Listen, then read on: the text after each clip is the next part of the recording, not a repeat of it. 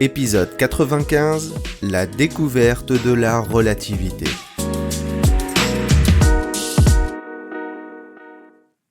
La théorie de la relativité, formulée par Albert Einstein au début du XXe siècle, est un concept fondamental de la physique, qui est le prolongement du principe de la relativité de Galilée.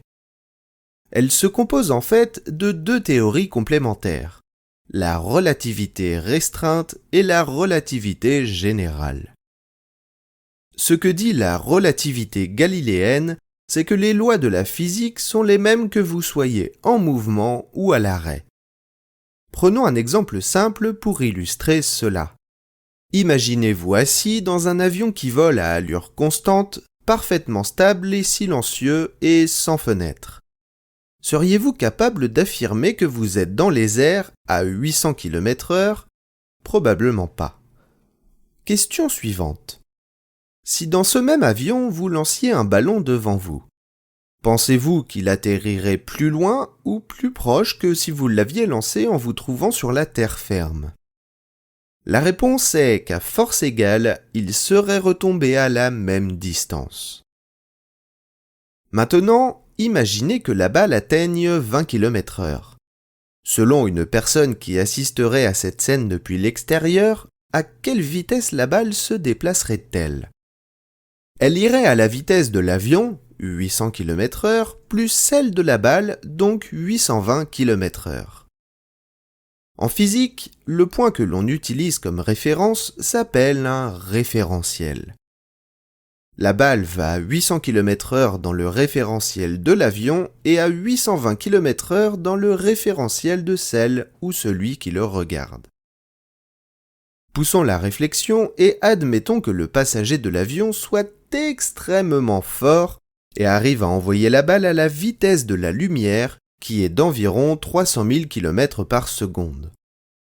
En utilisant le même raisonnement, l'observateur, encore une fois s'il avait de très bons yeux, verrait alors la balle se déplacer à une vitesse légèrement supérieure à celle de la lumière. Eh bien, selon Einstein, cela est strictement impossible, car rien ne peut aller plus vite que la lumière, et c'est sur cela que se base la théorie de la relativité restreinte qu'il a publiée en 1905. Lorsqu'un objet se rapproche de la vitesse de la lumière, des effets tels que la dilatation temporelle et la contraction de la longueur se produisent, ce qui rend très difficile, voire impossible, d'égaler ou de dépasser cette vitesse. Dit simplement, si l'avion voyageait à la vitesse de la lumière, l'observateur extérieur le percevrait physiquement moins long qu'il ne l'est, et le temps s'écoulerait plus rapidement pour lui que pour le passager.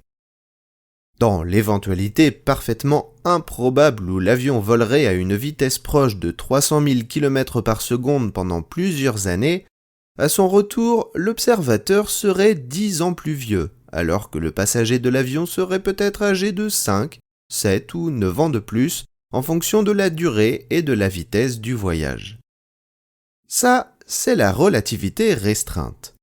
La relativité générale, établie en 1915, étend ses principes en incluant la gravité et pourrait faire l'objet d'un épisode à part entière, donc nous nous arrêterons là pour aujourd'hui. En résumé, la théorie de la relativité d'Einstein a transformé notre vision de l'univers en introduisant de nouvelles notions sur l'espace, le temps et la gravité. Elle a repoussé les limites de notre compréhension et a ouvert la voie à de nombreuses découvertes et avancées scientifiques. Sa pertinence et son impact perdurent encore aujourd'hui et elle continue de fasciner les scientifiques et les amateurs de sciences du monde entier.